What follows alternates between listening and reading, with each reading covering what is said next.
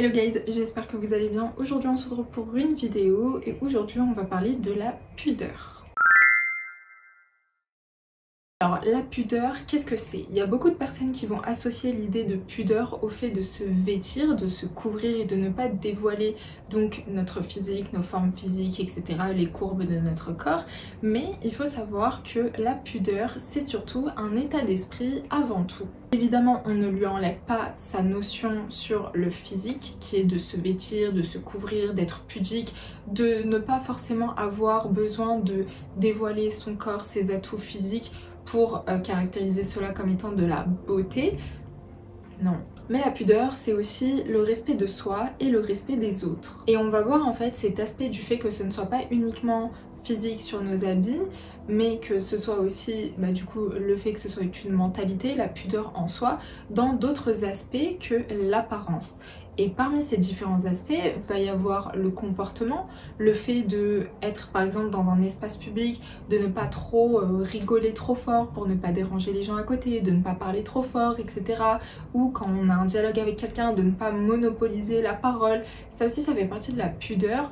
Cette notion de pudeur, elle vient aussi dans une idée d'équilibre en fait entre les choses. Vous allez avoir des personnes qui sont assez réservées par exemple, ce ne sont pas des personnes qui sont timides, ce sont des personnes qui sont réservées et qui ne trouvent pas ça convenable d'étaler toute sa vie, d'étaler tous ses problèmes, de répandre de mauvaises énergies, de parler sur le dos des gens, de raconter, etc.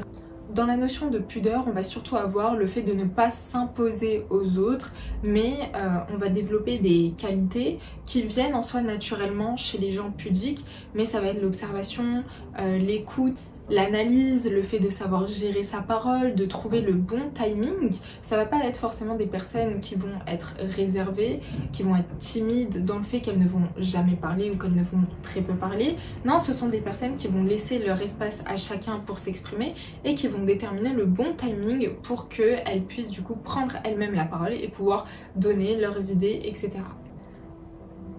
Avoir de la pudeur, c'est quelque chose de bénéfique dans sa vie, mais aussi pour les gens qui nous entourent, parce que ça nous permet tout simplement de trouver un équilibre entre soi et les autres, entre soi et son environnement, entre soi et ses idées aussi, entre soi et ses apparences et les apparences et les idées que les autres ont de nous. Ça nous permet vraiment de construire un équilibre qui nous permet de jauger à quel moment est-ce que je vais pouvoir faire ça, est-ce que ça c'est le bon moment pour le faire, est-ce que c'est la bonne manière de le faire aussi comme ça.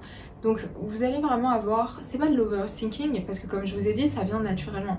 Vous avez des personnes qui vont naturellement être pudiques, vous avez des personnes qui au départ vont être timides et qui ensuite leur timidité va devenir de la pudeur parce qu'en fait elles vont effacer cette part de timidité, mais elles vont comprendre en fait que il y a quelque chose de très respectable dans le fait de se conserver, de se préserver, de ne pas vouloir se dévoiler, que ce soit d'un aspect physique ou d'un aspect mental comme je vous ai dit. Et comme vous savez, le fait d'avoir une vie équilibrée, c'est la meilleure chose que l'on puisse faire parce que on est tiraillé de droite à gauche tout le temps. C'est ce que la société veut, c'est ce que les sociétés modernes nous imposent, d'être sur tous les fronts, de ne jamais baisser le regard, d'avoir la tête haute, mais attention pas trop haute pour pas gêner les personnes qui sont soi-disant au-dessus de nous, etc. Mais le fait d'être pudique, c'est savoir mettre des limites aux autres, c'est aussi savoir se mettre des limites pour ne pas se causer du tort à soi-même. Donc c'est peut-être une notion que vous aviez jamais envisagée d'un point de vue le côté tout ce qui est aspect mental en fait, sur le comportement, ses propres idées, etc. Mais c'est quelque chose de très intéressant et de très bénéfique à étudier dans une perspective d'amélioration de soi. Écoutez, la vidéo est déjà terminée, mais je n'ai rien de plus à vous dire. Mais je vous jette, hop là, des petites infos, des petits éléments sur lesquels vous pouvez travailler, réfléchir. Et évidemment, si vous avez des questions, n'hésitez pas à me contacter sur les réseaux sociaux ou bien à laisser un commentaire dans l'espace dédié pour. En attendant, on se retrouve demain pour une prochaine vidéo. Ciao,